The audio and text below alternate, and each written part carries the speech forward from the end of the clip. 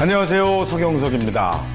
여러분은 부의 상징하면 어떤 게 떠오르십니까?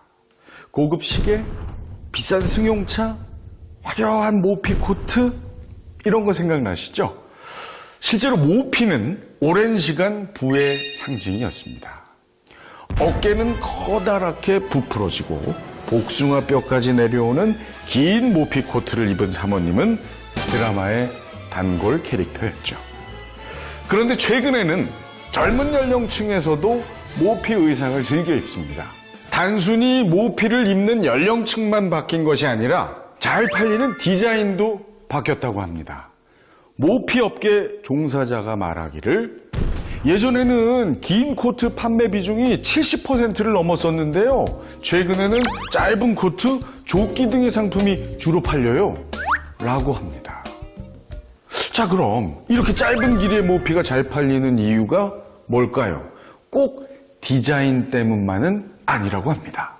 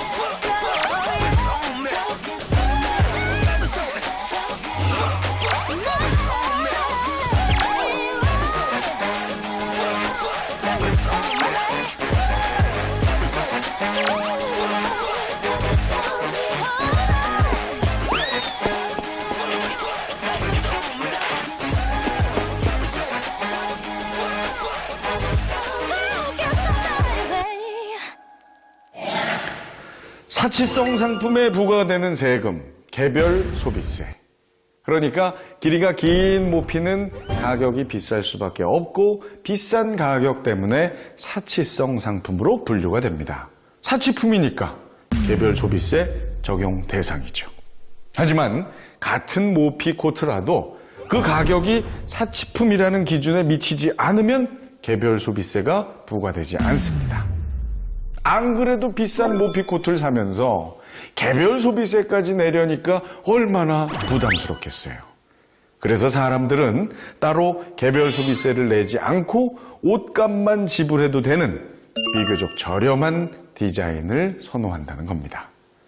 그렇다면 도대체 어떤 상품이 사치품으로 분류되는지 알아볼까요? 오늘은 개별 소비세를 10년간 연구하신 김사치 선생님을 만나보겠습니다. 선생님, 대체 어떤 상품에 개별 소비세가 붙죠? 여러 가지가 있죠. 명품 시계, 명품 가방, 귀금속이나 모피 같은 고가 상품을 살 때 20%의 개별 소비세를 냅니다. 아니, 그럼 핸드백이 300만 원이면 20%니까 60만 원을 내는 건가요? 정말 뭘 모르신다. 아무리 부자라도 그런 부담이 너무 심하죠. 품목마다 사치품으로 분류되는 기준 금액이 있어요. 기준 금액이요? 네네네. 예를 들면 핸드백은 사치품으로 인정되는 기준 금액이 200만 원. 만약에 300만 원짜리 핸드백을 구매했다? 그러면 초과된 100만 원의 20%, 20만 원이 개별 소비세가 되는 거죠.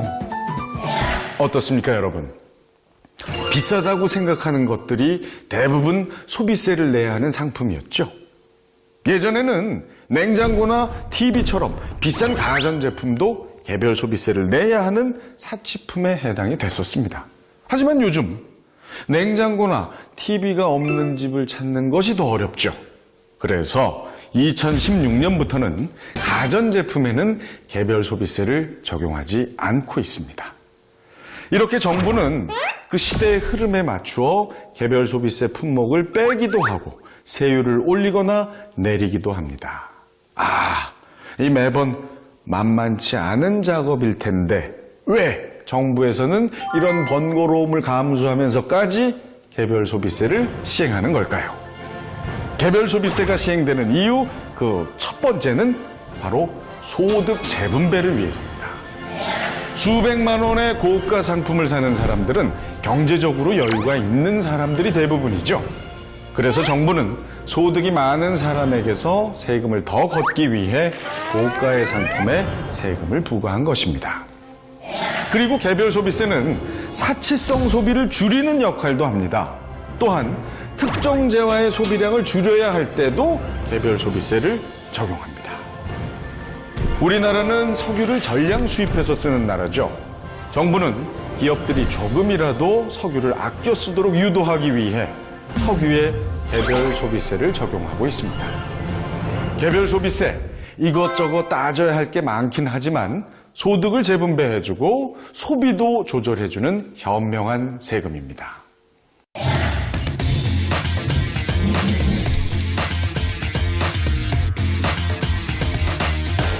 자, 오늘은 사치성이 높은 상품에 부과되는 개별 소비세에 대해 알아봤습니다. 모피코트가 바로 개별 소비세가 적용되는 대표적인 상품이죠. 그런데 요즘엔 천연 모피코트보다 색깔도 훨씬 다양하고 품질도 좋은 인조 모피가 큰 인기를 끌고 있습니다. 멋진 털 코트가 필요하신가요? 그렇다면 개별 소비세도 붙지 않고 동물도 보호할 수 있는 인조 모피를 이용해 보는 건 어떨까 싶습니다. 다음 시간에도 재미있는 경제 이야기로 돌아옵니다.